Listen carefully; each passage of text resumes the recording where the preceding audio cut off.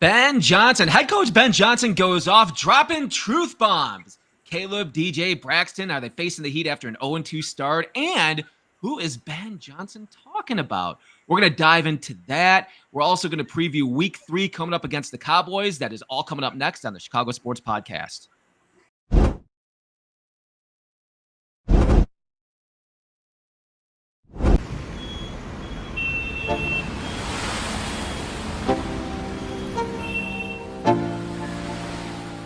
Let's go.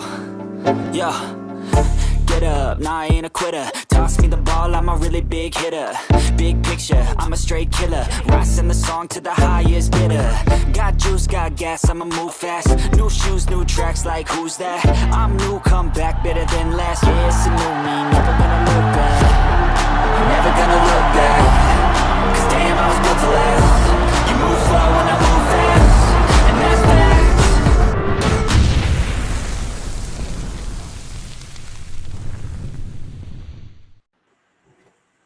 Welcome in, Bears on Track, Chicago Sports Podcast. We are so happy to have you along with us tonight. Thank you so much for watching. I'm Matt Cooper, and this is our new show on Wednesday nights. Our very first show together. It was funny talking with these fine gentlemen here a couple of minutes before the show, getting to know each other a little bit, and a first time too. So I'm going to go around the room before we dive into everything for Chicago Bears tonight.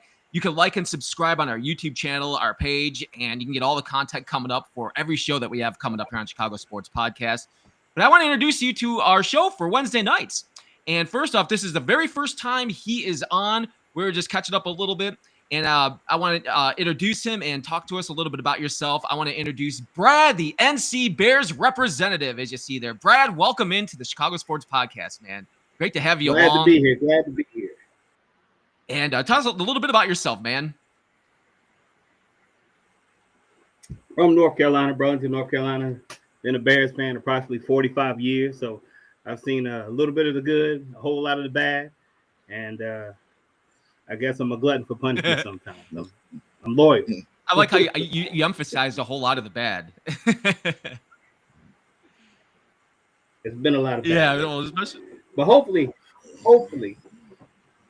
we're getting we're getting the turnaround, man. We're getting the turnaround. So we'll dive into that, man. So Brad, well, it's great to have you part of the family, man. So it's great to have you on tonight. Can't wait to talk to you about Bears. And then we also have Big Drew Papa Bear on here. First time here Wednesday nights, Drew.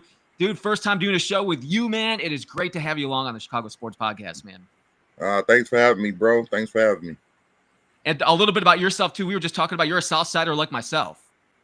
Yep. Born and raised Southside Chicago. Been a Bears fan since, I was going to say about the same time, about 45, 46 years. When it was 85, I was like 6 years old at that time. So I recall it, but I don't. So it would be good to have a millennial championship. But yeah, I've been a Bears fan all my life, and man, I just bear down. A lot of bad too, right? Yeah, a lot of bad, bro. But hey, I'm not a bandwagon, so I'm gonna take the good with the bad.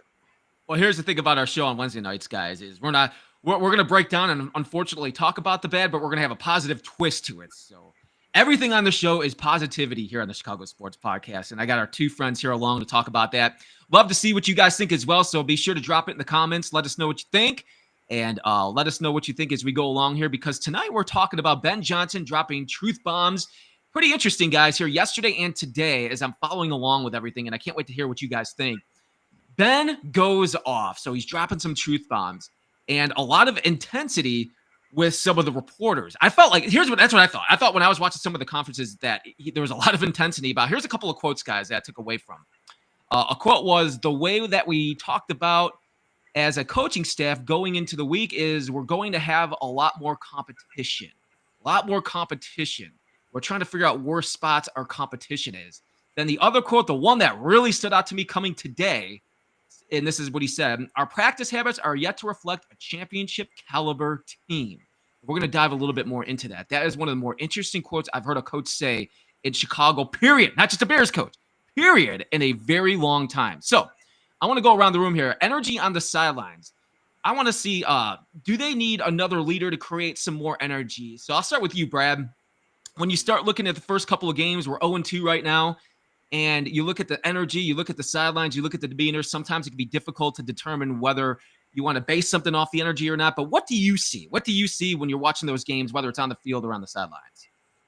You know, when you think about the rah-rah guys on the sidelines, there's a paycheck attached to each person. So the person with the biggest paycheck should be the one that, you know, that sparks it.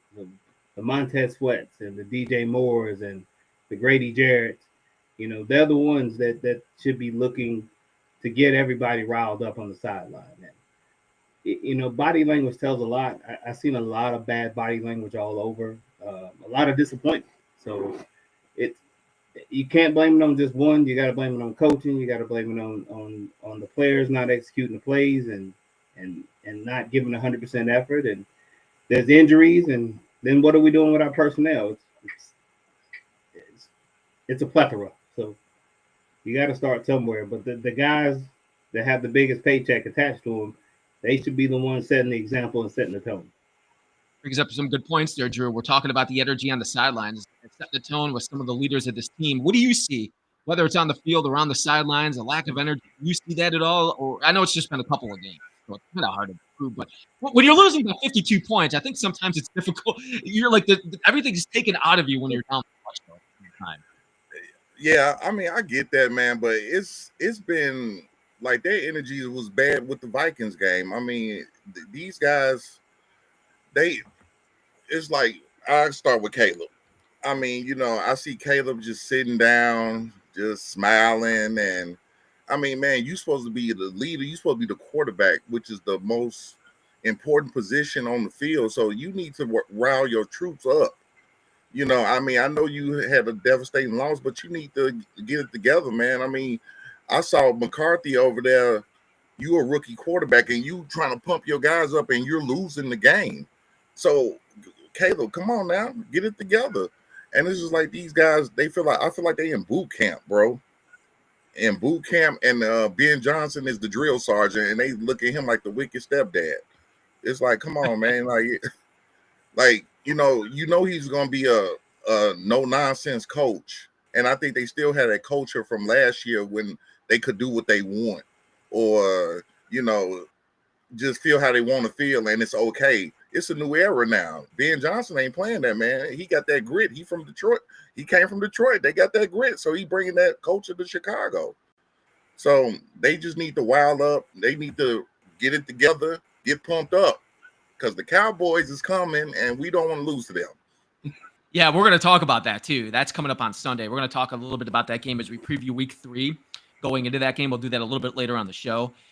You bring up some good points about Ben Johnson, because every time I watch Ben Johnson, he's trying, and I mean, we're only 2 games into the Ben Johnson era, and he's trying to set that culture. He's trying to set that atmosphere in the building, but there's so many similarities between Dan Campbell and Ben Johnson. You could see it. Yeah. You could see it in the press conferences. You could see the energy. Do you guys see that too? I see it I see it constantly, that those 2 guys are so much alike. And I think it's going to take a little bit of time in order for him to establish that. And I don't know, the energy, I think, to your point, Drew, and Brad, maybe you saw that too. I was watching the game at the end of that game on Sunday.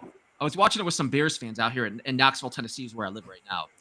And the one guy comes up to me, he goes, "Look at that." He goes, "You see Caleb Williams walking off the field? He's smiling right now. Why is he smiling?" Right. And I'm like, and I didn't put 2 and 2 together. I'm like, I don't know, man. They just lost 52 to 21. They just got handed to them. And I'm like, well, maybe he needs to show a little bit more fire. What do you think, Brad? Kind of what Drew said about the smiling and the body language. We know he's an emotional guy. So when he cried, we ridiculed him for crying. You know, when he's mad, we ridicule him for being mad on the sideline. Either way, you know, and he's one of the most scrutinized players. They're going to talk about his nails being thrown for 4,000 yards, 30 touchdowns, interceptions. Not me, but you know, his body language. He's not a loser. He's not been a loser his whole life. He went through a whole season of losing. He's the first rookie quarterback to ever play a full season in Chicago. So, I mean, there's a lot of reasons that, he wants to win. He doesn't want to kind of win. He wants to win. He's going to try and do everything he can to win. He's kind of got that Jay Cutler gunslinger mentality, but not as strong as his arm, but a strong arm, but not as strong arm as Jay Cutler. But he's kind of got that gunslinger mentality where he's going to do whatever it takes to win. He took some hits, got right back up. He smiled about the hits too. So we don't complain when he smiled about getting hit. So we can't complain when he smiled about, being able to walk off the field. A lot of quarterbacks didn't walk off the field this week. So I'm just glad our quarterback got to walk off the field. Bring up good points there, Brad. Yeah, there was a lot of injuries in the NFL this week. Heck, the Vikings and Bengals have played each other this weekend with backup quarterbacks, man, that I didn't think we were going to see it week 3. That's crazy. Did you bring up some good points about Caleb? And I do agree with you, too. So I think we just take it one game at a time here. So when we're talking about Ben Johnson, and thank you guys for watching tonight's Chicago Sports Podcast. So who is on the line? So Ben Johnson calling out competition, and we're talking about the roster. We're talking about our current roster. Are there certain players? Is he talking about the team, or are there different players? So I have a list of some players. Mm-hmm. I don't think that he's necessarily calling out on, but these are a couple of players that so far, a couple of games into the season, they're getting, let's just say they're getting talked about a lot, and a lot of it's unfortunately on the negative end of it. So I'm going to go through each player, and I figured let's bring up the elephant in the room here, Caleb Williams, since we were just talking about Caleb Williams. And when I look at Caleb Williams from game 1 to game 2, guys, I see significant growth. I thought I saw significant growth from week 1 to week 2. I saw 14 of 19 for 136 yards and 2 touchdowns. That's in the first half against the Lions. Now, I will say I do think he's going to play better under pressure. I think that's where my concern is with him right now, is sometimes when he gets under pressure, he's still a little confused. He's only a second-year quarterback. But he still, to me, looks like it's a little bit confused, needs some time to progress on that. So I'll start with you, Big Drew. Caleb Williams, growth from week 1 to week 2. Agree, disagree? What's your take? I agree he has growth, but see, the problem with Caleb is when he get off script, that's when the issue comes. It's like, and especially when they throw the blitz at him, it's like when the blitz come, he panics, and it's like he in disarray. So it's like he just needs to stay a little more focused. Try to, honestly, and I think a lot of it start with Ben. I mean, I think Ben needs to cater to some of Caleb's talents rather than trying to make him. I mean, he has to get into Ben's offense, but while he's learning that, do things that makes him strong that he's good at. I mean, we know he's not good under the center, so kind of do some more like some read options, some a little more shotgun. I mean, because I think read options is good for him. I think he's good in the shotgun. So I think if you do some of that, make him cater to him a little bit. I think he'll be okay. But to your point, his growth was good. How about you, Brad? What did you see in week? And Drew makes some good points there about him under center and him being in shotgun is something that I was also noting when I was watching that game. But Brad, when you looked at Caleb in week 2,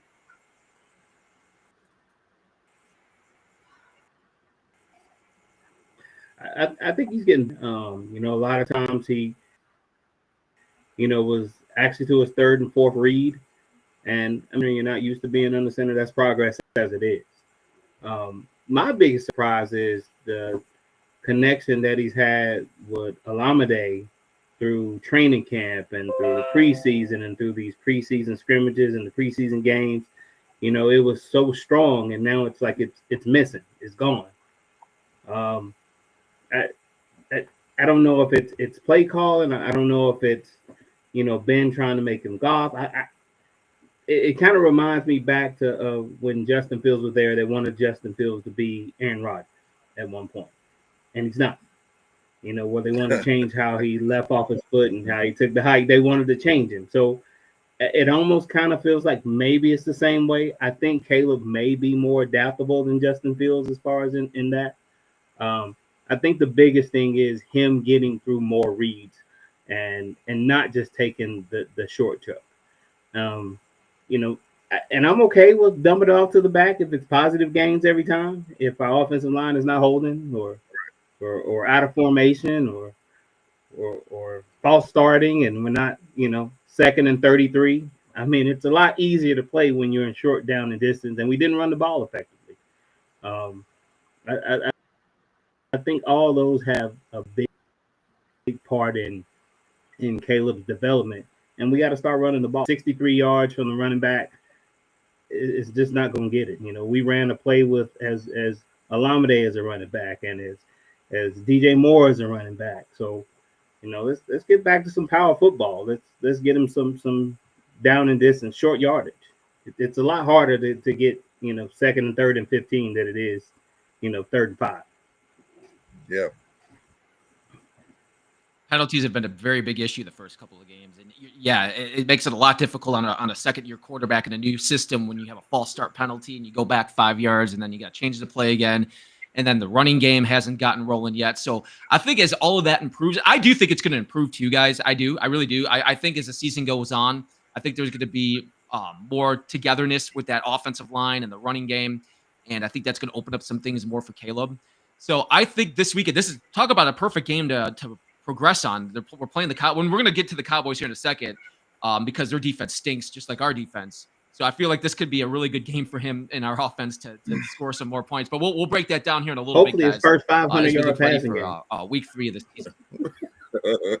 It's going to be on both teams, 500-yard passing game on both teams, or what? It's going to go back and forth. Man, we're going to be watching like a 4.5-hour game, 5-hour game on Sunday. If they get 500 yards and we get 5 interceptions, I'm okay with it. Yeah, Prescott, who's off to a really good start too. He's healthy, man. He looks good. So it's gonna be a fun game to watch Sunday. But we'll talk about that here in a second. Another guy got on the list, guys, is Braxton Jones. Braxton Jones has been talked about a lot here, and he was responsible for the Lions game, responsible for 77.8% of pressures allowed by the offensive.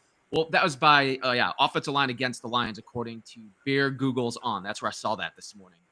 So the question is Braxton Jones a good left tackle? Now, I'm going to say this in my defense. I defended him last year. On a lot of his shows here on the Chicago Sports Podcast, I would talk about him. I'm like, he's a 5th-round pick. I think he's a lot better than a lot of people give him credit for. But now I'm starting to wonder, I'm like, okay, is some of this starting to catch up to Braxton Jones? Is he really starting to play like a 5th-round pick? And did we mess up by not getting a left tackle in the offseason or draft a left tackle in the offseason? Brad, when you look at the play of Braxton Jones, I mean, last week was not pretty at all. Actually, the first couple of games was not pretty. What do you think? The bad left tackle, is there going to be some room for improvement? What do you think is going to happen? I mean, we want to get a really, really good defense and a really good defense. Aiden Hutchinson is not an easy job, and the whole Vikings defensive line is he had not a an good easy game job. too. And in the Vikings game, they sent Theo out a lot to help him on that side, and I thought that was a good thing. I think that was a lot of what kept us in the game. I don't recall really seeing it happen a lot this past game.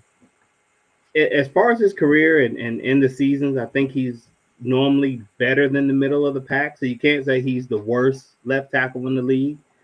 I'm not going to say he's going to be in any Pro Bowls anytime soon. I mean, but there's definitely room for improvement. And, it kind of goes back to what we could have, should have, would have done with these picks. I mean, and, we've had 3 years of good picks to be able to replace that, side of the ball and that side of the field and at least create better competition. And we brought in Ozzie, who was a healthy scratch. And, we had scratch. And it kind of questions personnel decisions more so as just who is he there. I mean, for a 5th-round pick, you can't complain to have a guy that's like 13th to 15th in the league as a left tackle.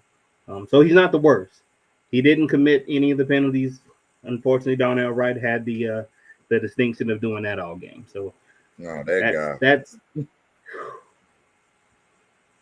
this is causing me a lot of. That's a whole other show. It's causing me alcoholism. It's making me drink. It's making me drink. Well, I mean, we could take a pause here and go grab drinks really fast, and then we could really start talking about Darnell. No, I'm just kidding. We'll go. We'll hang on. We'll hang on after the show's done, and then we'll grab some more drinks and then start talking about Don Harwood in the offensive line. We'll start taking shots if we're gonna do that. So Braxton, we're gonna be coming over to your house for those shots, man. You guys start pouring them for us, man, when we get in there. Me and Drew will be lining up, man. You Yes, can have them all sir. lined up. Man, I got plenty of Chicago Bears shot glasses. I promise. Yeah. So I got some here at my place too. Drew, when we talk about Braxton Jones, man, Brad was just talking about 5th round pick and first couple of games here and kind of how he's played so far as a 5th round pick. But the first couple of games, when you look at Braxton Jones, what do you look at? As Brad said, he ain't bad, but shit, he ain't good either. Mm-hmm. That's real talk. I feel okay. You a 5th round pick, but man, you're not a rookie no more, bro. You got to start stepping up your game, and you know whatever you have to do that. I just feel, I can't say he's not putting the work in because I'm not on the practice field, but I think he might need more help, with on that side, because I feel he can't do it alone, and that's just my opinion. Me personally, I want to go get Hendrickson. I ain't gonna lie to you, because it was just I just don't have confidence in Braxton Jones. Until he proved me otherwise, and that's where my standpoint is on him. I just feel that. I'm okay. Sweat has been kind of lacking a little bit too, but I'm confident in Sweat. When he's on his game, he's on his game. But Braxton Jones, if he's on or off, I'm not confident when he's on or off. So I feel we need more help on that side. That's why I say I don't like it. Yeah, I agree. We need more help, and that's what Ozzie Trapillo was drafted for, and he was a healthy scratch to what Brad said a second ago. So I think that was supposed to be help. Why are we not using him like that? A lot of questions, man. I don't know. I don't know the answer to that. I thought that's what he was brought in for, and then they started playing him on the other side. So when you make a draft pick like that, right. That's what the help's all the draft picks that we're not using them, they all sitting on the bench. It's really unbelievable when you saw the healthy scratches last week, and I'm like, man, oh man, look at all those draft picks, like high draft picks too, that were healthy scratches. So the good thing about this weekend, guys, is the good thing about this weekend, guys, is at least we're playing the Cowboys. Their defense is really bad, and they've given up a lot of points the first couple of games. So if there's a game where he can make some improvements and get right or play a little bit better, this would certainly be the game on Sunday to do so, and at home. But if not, man, then we're gonna have a lot of questions going into Week 4 against the Las Vegas Raiders. So hopefully all the best for Braxton Jones this week, a little bit better. And we're talking about, thank you guys for watching, man. 700 people watching right now and growing. So thank you guys for all your support tonight on the Chicago Sports Podcast. This is show number 1. Man, this is show number 1 on Wednesday nights, man. We got the crew, we got Brad, we got Big Drew, and all of you guys. Thank you guys for watching. You like what you see, you can like and subscribe on our YouTube page. We have shows, we have content, Bears content all the time going up. And we just appreciate you guys very, very much for all of your support. And we're continuing to talk about the Bears. We're talking about Ben Johnson going off today. We're talking about who he was calling out as far as competition. Talking about competition, I went over the quotes a little bit earlier. Another name I have on my list here is Kevin Byard. Excuse me. I say his name all the time, and he's been a great player for years. And I say that because I've been a big fan of his for a very long time. He had so many great years on the Titans, and he had 11. I was watching the game a little bit on Sunday. He had I think so far this season he's had 11 total tackles. His PFF grade is at 28.9 and coverage grade of 29.1, which is very low. Here's what I think has happened with him. I think his age is starting to catch up with him, which happens to all great players, happens to everybody. And we still have it's only 2 games. I know that we're only talking about the first 2 games of the year, but the first couple of games so far, I feel like he's slower a little bit. And it doesn't help that we don't have a pass rush. I know that. So it's going to be tough for the secondary to make the coverage or the proper coverages. But Drew, Big Drew, when you look at him and you look at his play so far, I don't know, man. I don't know if this is the end of the rope or maybe he's got a little bit left in him that we don't know about. But I just think that the age might. Oh, it's definitely a factor. But honestly, I think a lot of these guys, they just I just feel they just not used to Ben Johnson's system yet. I mean, I know it's early, and I mean, they had their practice and everything, but it's like I told you, I feel Ben Johnson is like a drill sergeant, and they in boot camp, and they haven't passed boot camp yet. And so I think Kevin is still he's still good, but I just think maybe they're just not acclimated to the system yet. I mean, I could be wrong, but that's just, it's rough trying to get used to a new system, and especially you've been through all these coaches, man.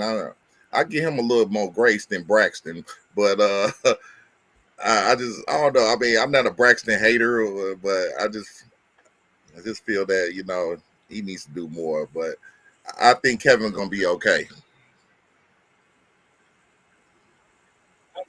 Brad, when you look at Kevin's play so far, what do you think? And is there anything that you see different or anything that you can explain? I mean, for one, we're not getting any pressure with that front four. So, I mean, they're having to cover forever. And, I mean, it's kind of hard chasing Laporta across the field and back across the field and then back across the field. I mean, Tyrique is giving up a perfect passer rating right now. Perfect. You know what perfect is, right? Perfect. Perfect. I think Kevin is not average, perfect. I think Kevin is still a smart player. I mean, he led the team in tackles last year, so it's obvious he's got a nose for the ball. But Dennis Allen's system is based on being able to man cover, and having to stay in man coverage for so long. It doesn't matter how good of a corner you or a safety you are. There's only so long you're going to be able to cover without getting a penalty. I mean, you're going against the fastest, most athletic, shiftiest, best footwork guys in the league. And he's a smart guy. He's a communicator. But when you're going into a different system where everything is going to be based on man and you're not getting any pressure, it's nearly impossible to cover people for that long without getting a penalty.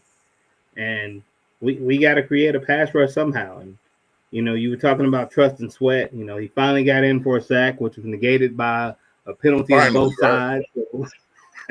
I mean, was that Stevenson? Was that Stevenson hands to the face? I can't remember. I think it was him. It was a hands to the face call, wasn't contact.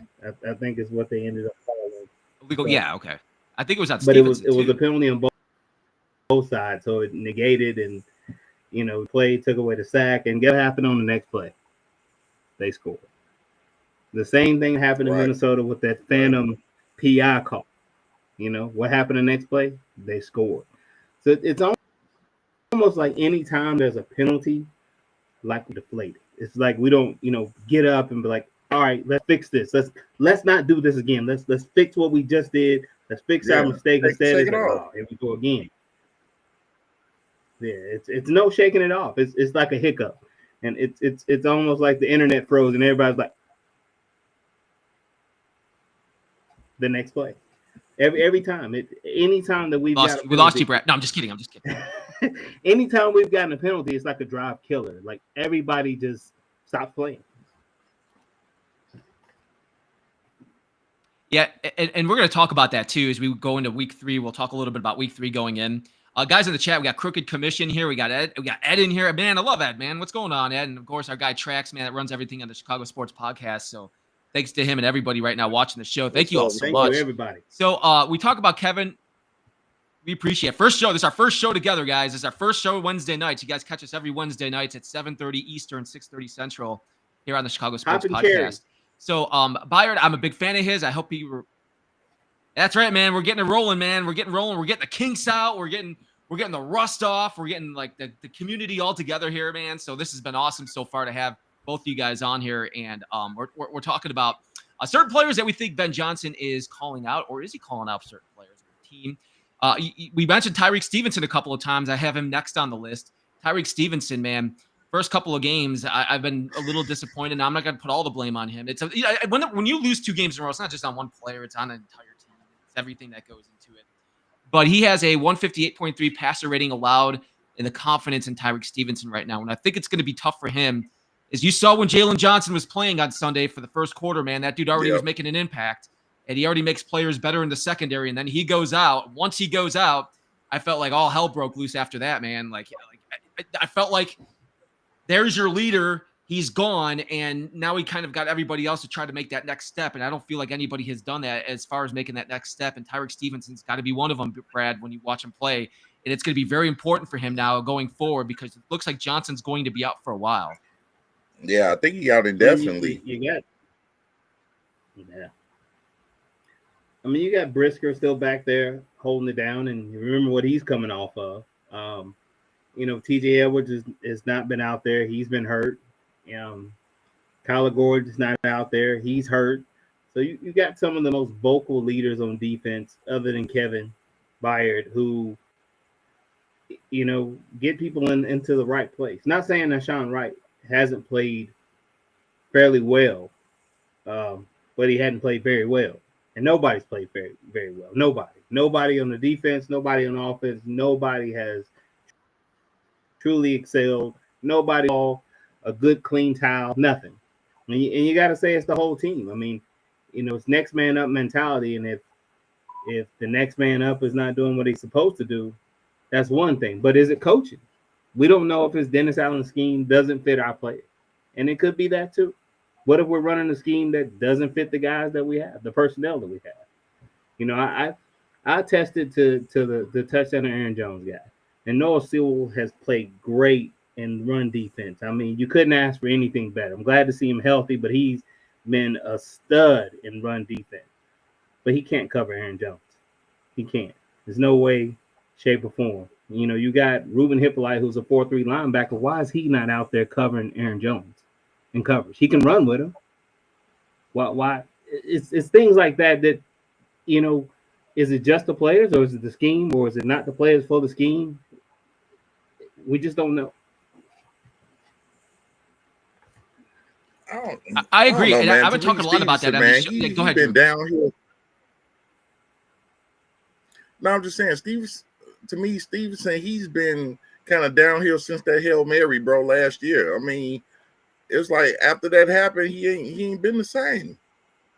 And I don't know if it took a mental thing off him, but I don't know, maybe. And I do feel it's the coaching a lot because, to me, everything starts with the head. And to me, I think if Ben Johnson would show more, he's like a robot, bro. It's like he don't show no type of compassion. No, if they get a touchdown, he still got the same old, military stance. He needs to loosen up a little bit. You in Chicago now, bro. I mean, get you a little drink, a little pizza or something, and get it together. I mean, I don't know, man. I just feel everything starts from the head down. So if your head coach show no enthusiasm, your player's not going to be enthused. We don't want him to have too much pizza, though. Well, no, not too. Because then he wouldn't be able to stop anybody. Much. That deep dish pizza, something. Your eyes will be bigger than your stomach a lot of times. He won't be playing for an entire week. I mean, I gotta say he did show some enthusiasm. Especially when he scored the touchdown. His face is always the same. He's intense, but like when every play went right, towards him, and I mean, he still had that same face, but you see him get the fist bump, like that's what I told him to do. That's what I told him to do. Now keep it going.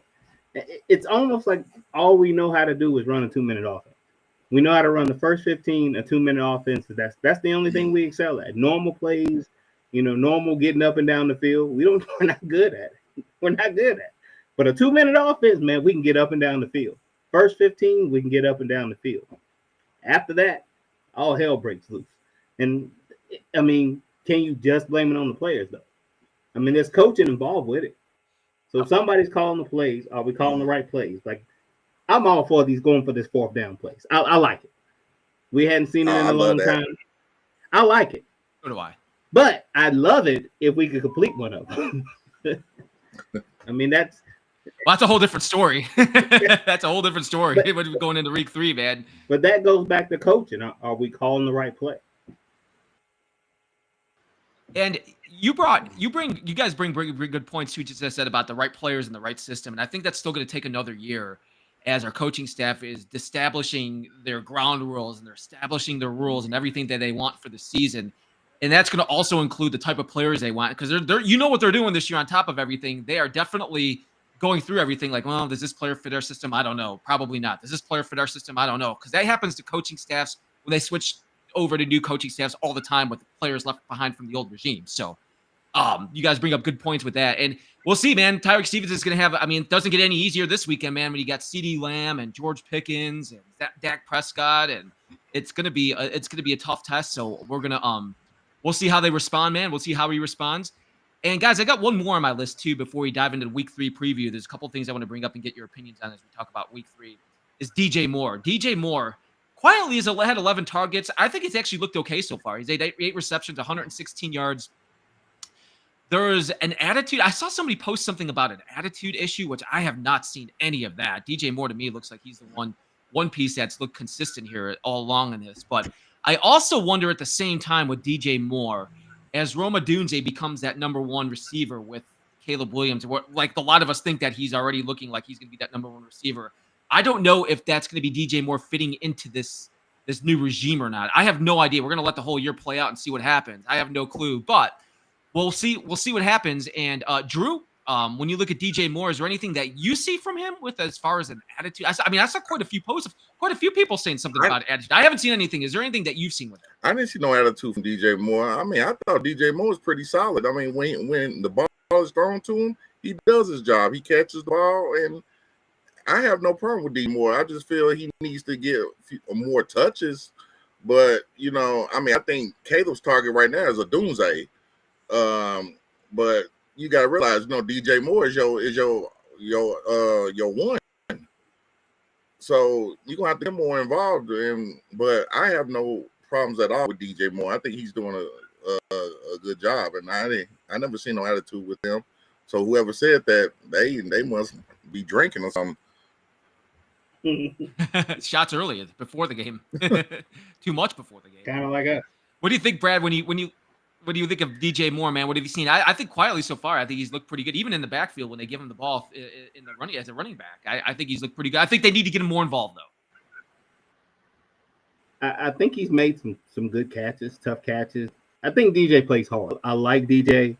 I don't know if he's got over Justin Fields leaving yet, because the chemistry him and Justin Fields had was really good. I mean, he had his career seasons with Justin, and that's a good point. Those are the things like, are you over it yet? Because, you had more catches last year, just less yards, less touchdowns. But you had more catches. I think him in harm's way a little bit has pissed him off a little bit, as anybody would. I mean, you throw me in the ring of fire, I might be a little mad too. But, changing up the play, he's supposed to be a corner route, and he changed the play on the fly. That's where the chemistry's not there yet, where maybe it should have been more work with him and Rome. Because I was extremely happy about what I seen from Rome, not to mention it helped me win my fantasy. So thank you, Rome. I sported your jersey on Sunday. I sported it when I went to the Tennessee game. So thank you, Rome, again.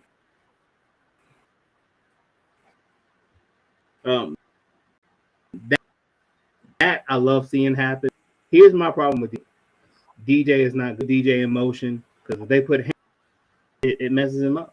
If they play off of him, I mean, it's harder because you jam him at the line, it changes everything. That's why Rome got stronger in the offseason. He was getting jammed off. This year, he's getting off the line, and he's a headache for people. They double covered him, triple covered him, and there's a reason why. I mean, the guy is bulked up some, and chemistry obviously is a little better with Rome than it is with DJ right now. And I'd love for it to be back to DJ at the same time. I think DJ is a great player.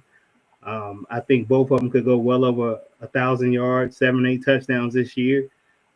I think we just got to put them in the right position and not get false start penalties when they are able to get good plays also. Yeah.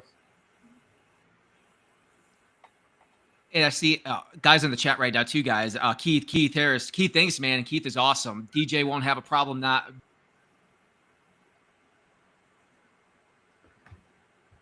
slow down the game in his head. Look at his eyes and body language. That we're all going to be paying attention about. Going to be paying attention about what DJ is well this weekend. We're going to be paying more attention about that as some of the stuff is coming out. So We'll see exactly who Ben was talking about. Competition. His quotes are pretty intense this week, and that's what we're talking about on today's show, Chicago Sports Podcast. Thank you all for watching. I see Keith in there and Ed and so many others, man. Thank you guys so much for watching tonight. You like everything about the Bears, make sure you hit that subscribe, like and subscribe on our Chicago Sports Podcast. We got shows popping up all the time, especially during football season. And we got another one coming up tomorrow. I'll preview that before we head out here tonight, guys, before we get over with one of our watch parties, which has been a lot of fun here on our network. So, guys, as we get ready here for week 3, what to watch in week 3, a couple of things to go over as we get ready for the Dallas Cowboys on Sunday. The Cowboys are 1-1. They came off an amazing victory. I thought they were going to lose on Sunday. The Giants, I don't know how they pulled. Oh, they had a 65-yard field goal to tie it, and then they somehow came back. And so here's the thing: do not have this game come to their field goal kicker. I think that's what we've learned about the Cowboys. I'm like, we don't want to have their field goal kicker come down to that, man. Well, because I mean that dude is ridiculous. You want to talk about field goal kickers? Well, we're gonna stay. We'll stay off our field goal now, man, because it's been a little rough of a start. Yeah. For his couple of games. But guys, what to watch for in week 3? So what we got to watch for in week 3 is a practice intensity. So for players to earn the roles, that's kind of what we were talking about, guys, about the intensity. You could see it in Ben Johnson's voice and the quotes that I gave in the beginning of the show.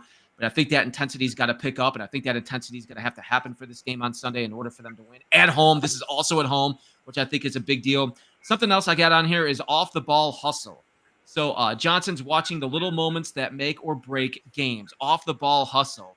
That also ties into accountability. So no more excuses for the penalties, missed assignments, or sloppy play. So when you guys look at that, I think a win, Drew, a win is less penalties. If we have penalties on Sunday that are 4 as opposed to 8 or 9, if we just have 4 or 5, to me, that's a big win from the first couple of games. That's been a killer so far for our team, are these penalties. And I thought that was going to be cleaned up. They need to be cleaned up. And I think there's no more excuses for that, because that also leads into sloppy play, Drew. Yeah, especially with Darnell Wright, man. I mean, those false starts been killing us, man. So I think, real talk, I think he needs to. I hope Ben got in his ass about that, because that's been our major problem with those false starts. So I think we need to do something. I think hopefully they got it together, because we don't want to lose to Dallas, man. I mean, if we go 0-3, bro, the season is done. It's done. Especially in our division. I think it's going to be hard to come back. Yeah, I mean, everybody's looking good right now, bro. And I'm tired of being in the basement. Say that every year. What do you think, Brad, when you look at the sloppiness and the penalties, and what's a win for us for as far as it comes to that for this game on Sunday? Well, for one, if we could get less penalties, I'll drink less, because it's making me drink a lot on Sunday. No, don't drink less. Just keep it up, man. Just keep where you're at. No, man, it's making me drink too much. I'm inebriated after the game. I don't want to do anything else. The biggest thing is we can't win getting triple digit penalties. When you over 100 yards in penalties every game, a lot of those teams don't win unless you're scoring after the penalty. And obviously, we're not scoring. We're letting the other team score every time we get a penalty. We got to clean up the penalties. I think you're going to see more Colston Loveland in this game. I think you're going to see more Luther Bird in this game. We better. There's got to be some changes. I mean, these guys were drafted high. You got the 10th draft pick, and you got the 39th pick. These guys got to be in the game. They have to be impact players. I mean, I need to see Shamar Turner on the field. Something's got to change. Something's got to try something. We have to try something different, because what we're doing right now is not working. And count or is making us have false starts every time. Maybe that's something that we got to stop doing. We got to have a better play call the first time. Every time we're changing the play or changing the protection, and Darnell Wright's jumping up. I mean, it's something's got to change. Maybe try Ozzie over there on the right side. Who knows? Give Darnell.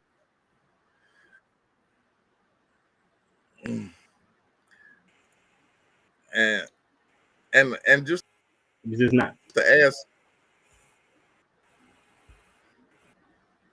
And just to add too, I mean, we need to get our running game going too, man. I mean, Swift's been quiet. Swift ain't been swifting, so we need to get him going. And we also need. Is Roshan Johnson back or no? He played Sunday. Did he play Sunday? He was active. I didn't see him. I don't know. Maybe I was just getting a drink or something. But we need. Yeah, so if we need to get our running game going, bro, because it's been lacking for these past 2 games, and for this third one, we really need to get that going, and that's going to be the success to win. Running game, less penalties, defense to do their job, because the last game the defense it just felt obsolete. So I think those 3 factors we will secure a win. And to your point with the defense, man, it doesn't get a whole lot easier as Dak Prescott last game had a very good game, man. He threw for 361 yards and 2 touchdown passes. I thought he looked flawless at times. He looks healthy. When he's healthy, I think he's a really good player. And I think our defense is going to have to step up, to your point, and the sloppy plays got to end. Now, you kind of hit on this one too, Brad.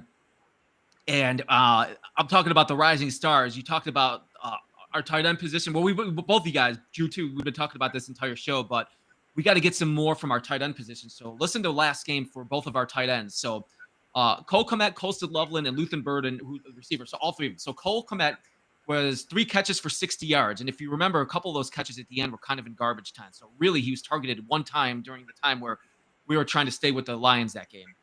Loveland had he was targeted once and did not catch anything, and then Luther Burden had 1 catch for 5 yards. I'm telling you, if those stats look the same for this next game, we're not winning this football game. It's to your points with the running game's got to get going, the offensive line's got to play a little bit better. But if those 3 guys, if those 3 guys are having those type of stat lines, Brad, and I see those type of stat lines for the next game, we're going to be 0-3. They have to get more involved. The tight ends have to get more involved. And you know, I even seen in the chat where several people were saying that DJ was running and tired. I believe that. I mean, running, trying to get open, he got tired. I can't deny that. That's all the more reason why Luther should have been in for more plays, where Alameda should have been in for more plays.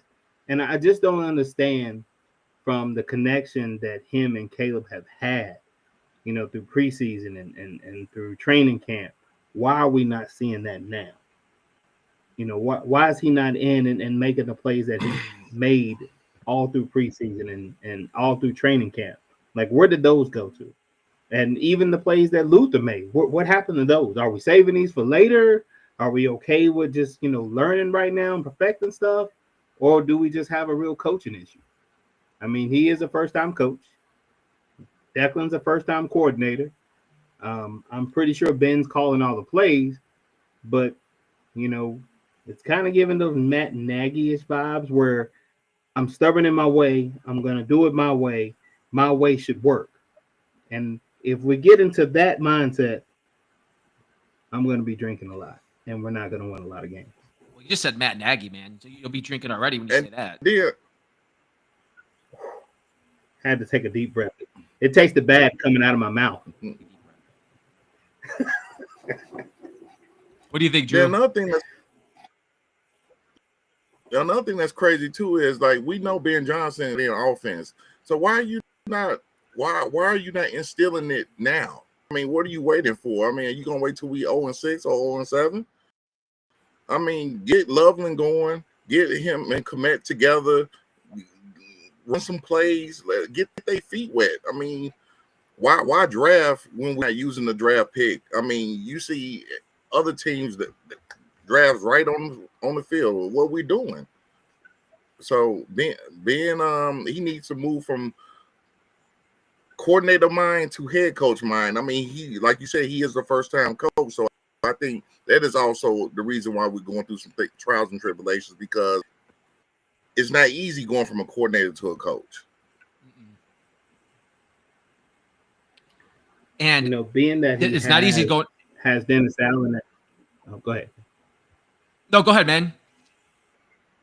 Well, being that he has Dennis Allen there too, who's got head coaching experience, I thought that was going to help him a whole lot better. I really thought that them being together, we were going to see better execution. But what we're seeing is more penalties than we see execution. I did see him in 12 personnel a lot of time, but Colston was in blocking.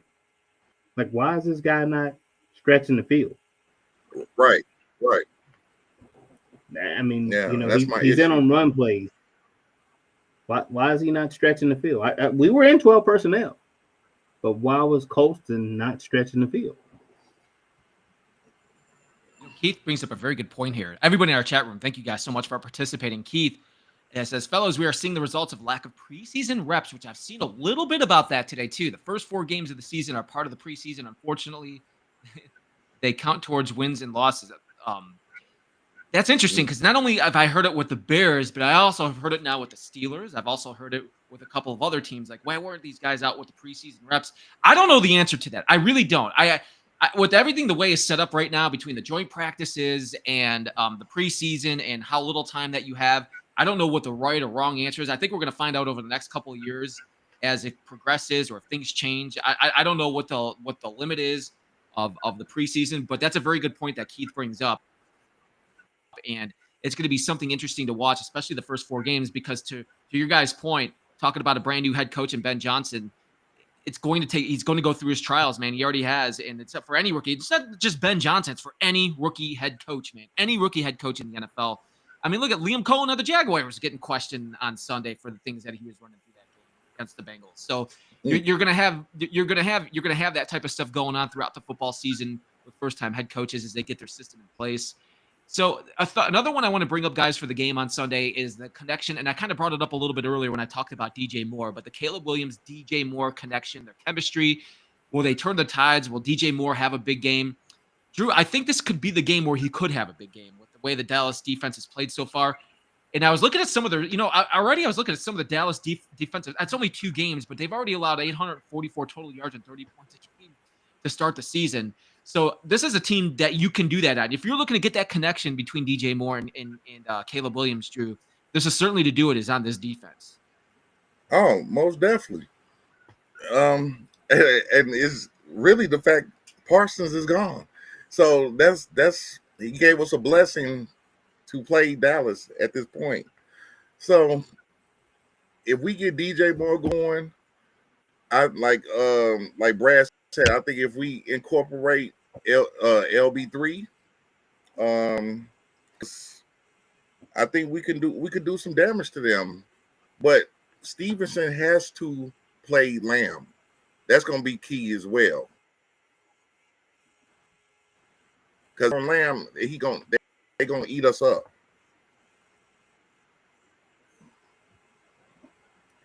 Well, I just hope Lamb plays like he did that first game where he had all those drops. I'm okay with that. The end of the game, yeah, he Tyrique can run with him. But I know Tyrique can run with him.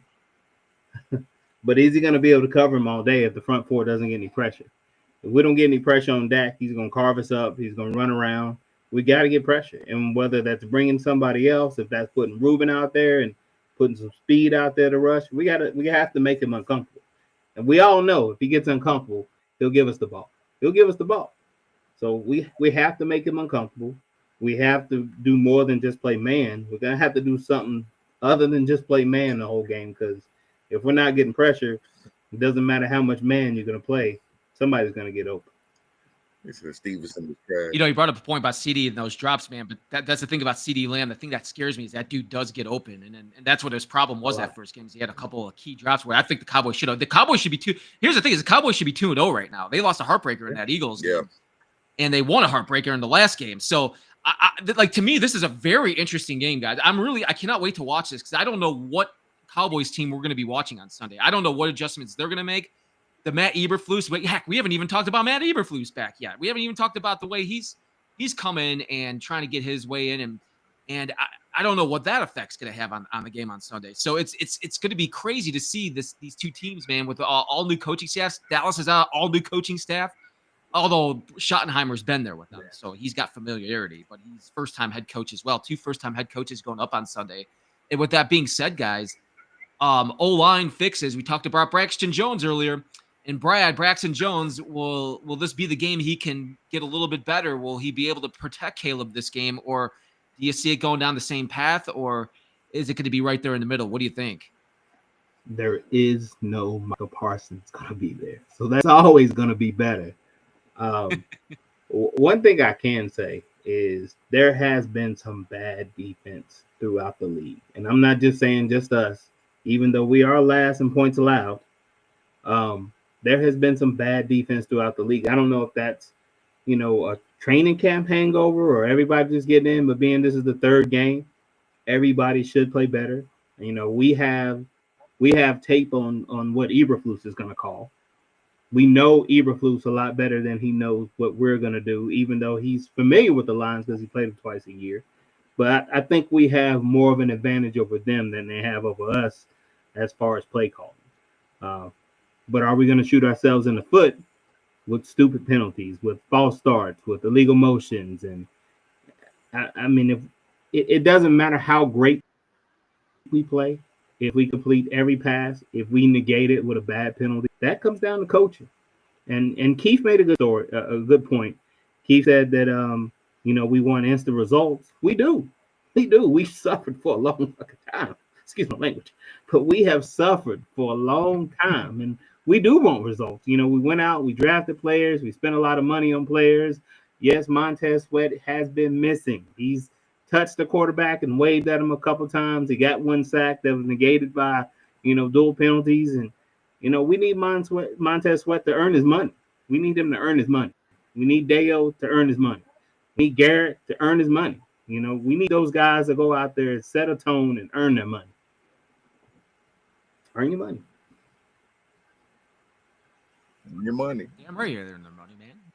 Braxton Jones, earn your money on Sunday. Everybody earn your money, man. The coaching staff, earn your money. I like where you're going there, man. It's going to be a slogan on our show, man. Earn your money in order to get these wins. Big Drew, when you look at Braxton Jones, protect Caleb Williams on Sunday, what do you think, man? Do you think he's going to be able to protect him? As Brad just brought up, there's no Micah Parsons, man. Micah Parsons wreaking havoc in Green Bay right now. They did get Clowney. I should mention that the Cowboys did sign Devania Clowney, and I think he's playing Sunday. It sounds like everything that I've read from the Cowboys beat writers, it looks like he's playing Sunday. I don't know what he's got left, man, but he's definitely no Micah Parsons. But he could certainly get in the backfield. So when you look at Braxton Jones and what he's up against on Sunday, what do you think, Big Drew? As I said earlier, I have no confidence in Braxton Jones. I just feel that I don't know. Well, since we don't have Parsons, I mean, it could be a positive, but I just, from what I'm seeing from Braxton Jones, I'm just not impressed, and I just have no faith. And hopefully he could do something Sunday, but I just don't think it will happen. But I would love to be wrong. How about the other side, guys? I know a guy didn't talk about. We talked about a little bit of the show. Darnell Wright, Brad. Darnell Wright had some rough penalties. I thought he had a rough game overall. And forget about Braxton Jones as a 5th-round pick. Darnell Wright's a top 10 pick, man. And so far, I don't know. I'm not going to sit here and judge if he's played like a top 10 pick, but the start of the season so far, man, I think on the other side of the ball, he's got to play a whole lot better as well. It's starting to make passing on Carter a little worse. He might spit on people, and he might have a bad attitude quarterback. So, Wright has to play his draft status. He has to earn his money. He has to stop these penalties. I don't know if he needs more time in the film room, if him and Caleb need to talk more, if Joe Tooney and him need to have a heart-to-heart, but something needs to happen if you're leading the O-line in penalties and, you're a first-round pick, a top 10 pick. You got to play better. And Terrence, you're right. Jackson has not played that well either. I've seen him waving at defensive linemen and linebackers, saying, "Here's my quarterback." And Ed, you're right. I think Darnell has not played up to his draft status. He wasn't the worst in the league, but as a top 10 pick, you need to be in the top 10 in the league. And especially you shouldn't be in the top 10 and getting penalties. Yeah, Jackson is terrible. Drew, Yeah, he's been very unimpressive so far. But the thing about Jackson is, I know he was hurt, but he didn't play great last year either. With the Rams, but we're hoping he can succeed. When you look, Drew, at right and I guess the right side of the line, now that you bring up Jackson, everybody's bringing up Jackson. Terrence, Ed, Keith, thank you guys all so much in the chat too. See all you guys in there. That whole right side of the line. I mean, I guess you could put Jackson within right, man. When you look at the first couple of games and going into this Cowboys game, man, both of those guys got to look a whole lot better as well. I mean, his best days are on the left side, and we're not going to put Joe Thuney on the right. So, I mean, he's got to step up. I mean, he's got to step up and earn his money too. It's the whole O-line needs to step up, earn their money, and stop getting penalties. And if we're still having the same people committing the same penalties, I mean, just like you said in the preseason, Coach Johnson, Ben Johnson, you said if you're not holding up the standard, then we'll put somebody else in who will. Right. So where's Ozzie? Put Ozzie in. Put him at left tackle. Put him at right tackle. Put him at guard. Shit, I don't know. Put him in the game to see what he can do. We'll never know if he doesn't get in the game. If he's a healthy scratch. Yeah, we're never going to know. What do you think, Drew? We didn't know about Braxton until Braxton had to get in the game. And then we're like, oh, man, he got to steal. You never know. What about Drew? What do you think on the right side? I just think the right side is. I just think if Darnell would stop all the penalties, I think we'll be okay. That would be just great. It's just, the he act like he got twinkle toes or something, where he can't control the line. Oh, I was trying to plug in my charger. Sorry. No, you're fine, man. We don't want you to run out, man, at the end of the show here, and then you just go away on the first show. No, you're right, though, man. Okay. This right side of I think it's going to be very important for them to be collectively together for this game and show some improvement.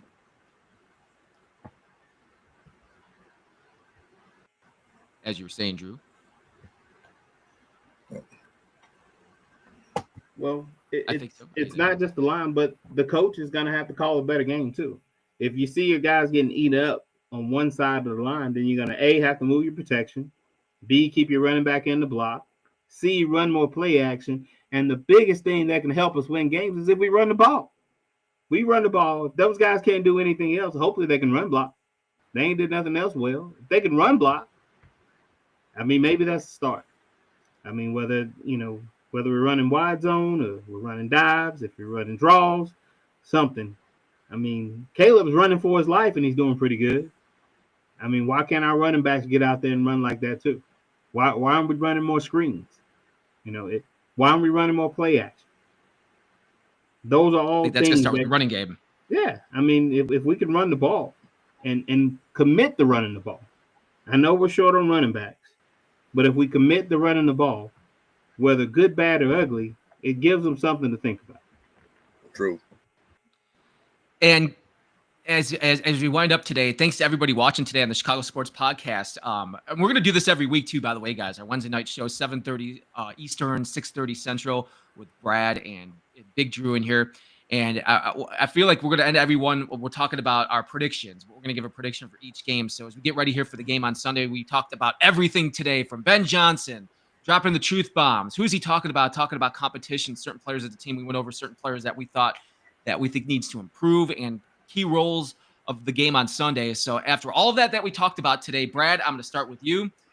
What do you think on Sunday? Who's going to win, and what do you think the score is going to be? Well,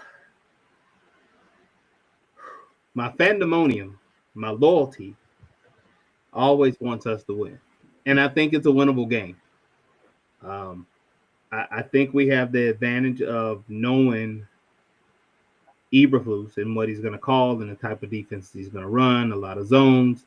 I think we have ways to exploit the zone. DJ is great against the zone because he's going to be able to lead the line freely. I see him having a 100-plus yard game. I see Rome having a 100-plus yard game. I see a Luther Burden sighting. I see Luther Burden getting in the end zone.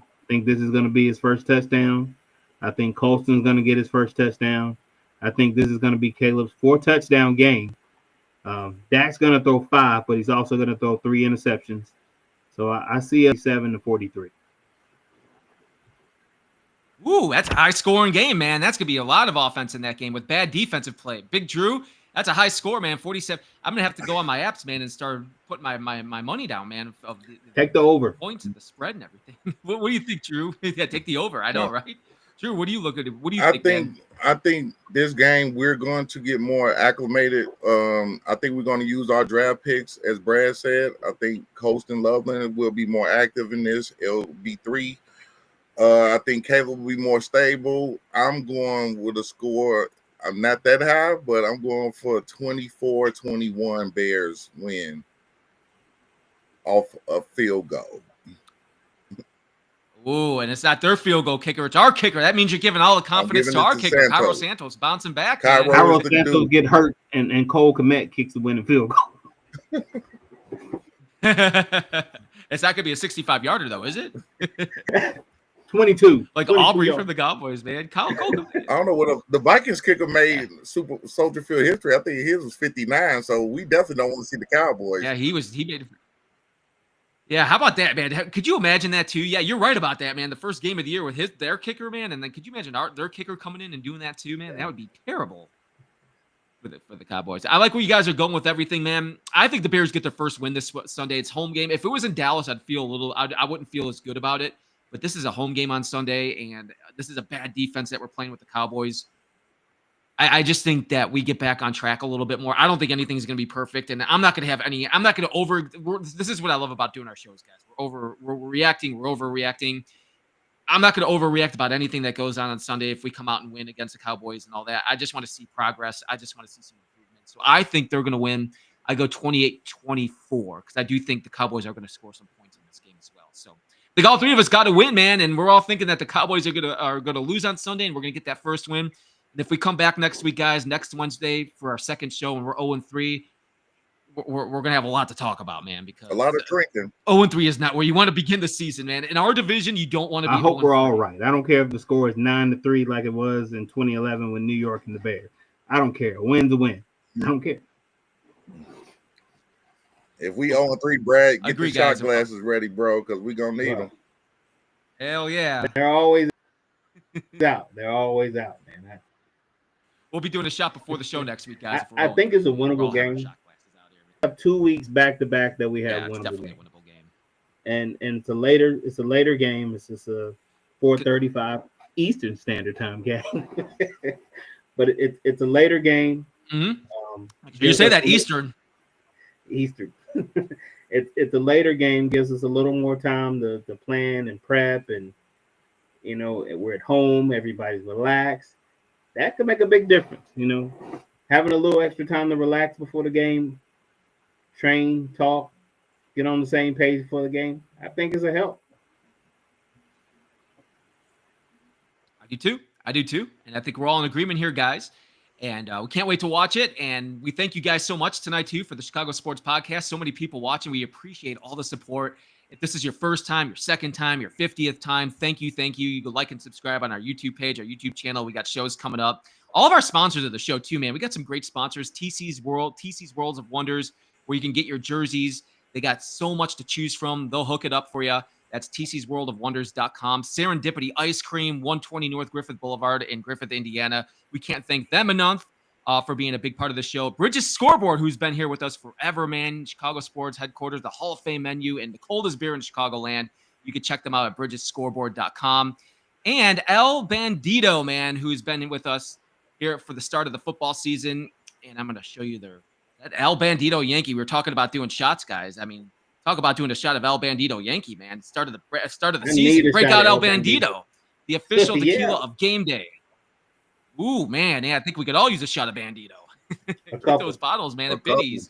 And for recipes and so much more, we could do a couple of these, guys. ElBanditoYankee.com. You can find out more information for game day, and that would be perfect for game day for El Bandito. Also, guys, our good buddy here, Trax, he does a couple of watch parties at Wind Creek, Chicago Southland. He did one on Sunday at the Lions.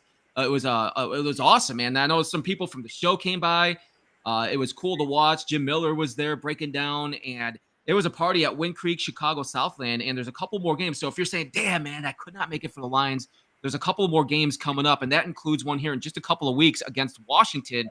That's going to be week 6, and I think that's Thursday Night Football. If I believe that's Thursday Night Football will be the next one. So if you guys are looking for a watch party, man, check that out. Wind Creek, Chicago Southland, and you can find out more details as well.